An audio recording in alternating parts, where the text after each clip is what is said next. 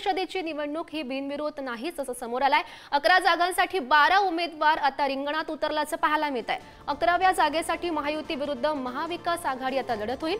उमेदवारी अर्ज मागे घेण्याची मुदत आता संपलेली आहे। महत्त्वाची बातमी आपण पाहतोय आणि विधान परिषदेची निवडणूक आता ही अटळ दिसते, कारण 11 जागांसाठी 12 उमेदवार आता रिंगणात आहेत आणि 11व्या जागेसाठी महायुती विरुद्ध महाविकास आघाडी अशी लढत आपल्याला पाहायला मिळणार आणि जो अर्ज मागे घेण्याची मुदत होती ती संपल्याचं पाहायला मिळत आहे।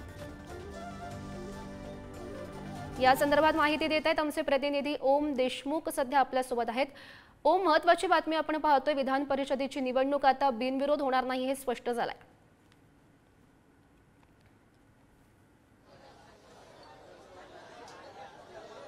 अगदी बरोबर आहे। ज्या प्रकारे आपण बघू शकतो या घडीची महत्त्वाची आणि मोठी बातमी आहे। विधान परिषदेची निवडणूक जी आहे ती होणार आहे, ती आता अटळ आहे असं हे चित्र आता स्पष्ट झालंय। 3 वाजेपर्यंत अर्ज मागे घेण्याची मुदत होती, मात्र या मुदतीपर्यंत कुणीही एकाही उमेदवाराने आपला अर्ज मागे घेतलेला नाहीये। त्यामुळे भाजपचे 5, शिवसेनेचे 2, राष्ट्रवादी काँग्रेस अजित पवार गटाचे 2 असे महायुतीचे 9 उमेदवार, तर महाविकास आघाडीकडनं शिवसेना उद्धव बाळासाहेब ठाकरे गटाचा 1 उमेदवार, राष्ट्रवादी काँग्रेस पुरस्कृत 1 उमेदवार आणि काँग्रेसचा 1 उमेदवार असे एकूण 12 उमेदवार आता या निवडणुकीच्या रिंगणात उतरलेले पाहायला मिळत आहेत।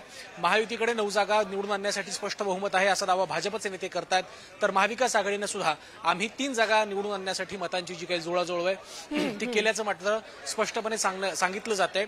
या सगळ्या युद्धामध्ये, या सगळ्या लढाईमध्ये नेमकं कोण जिंकते हे पाहणं महत्त्वाचं असणार आहे, कारण लोकसभा निवडणुकीमध्ये जो काही फटका महायुतीला बसला त्यानंतरची ही निवडणूक आहे।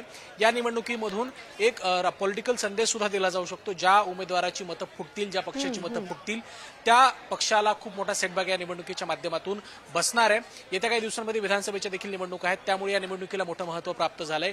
जर आपण खऱ्या अर्थानं बघायला गेलं तर ज्या चर्चा सध्या रंगतायत त्यामध्ये अजित पवार गटाची मतं जी काही ती फुटतील अशा प्रकारची भीती व्यक्त केली जाते। शरद पवारांनी या सगळ्या संदर्भामध्ये उमेदवार देऊन एक खरी तर मोठी खेळी खेळली असाही दावा केला जातोय। चर्चा अशी देखील होती की शिवाजीराव गर्जे जे राष्ट्रवादीचे उमेदवार आहेत ते कदाचित आपला अर्ज मागे घेतील, मात्र 3 वाजेपर्यंत कुणीही आपला अर्ज मागे घेतलेला नाही। कशी होते हे पाहणं सुद्धा महत्त्वाचं ठरणार आहे।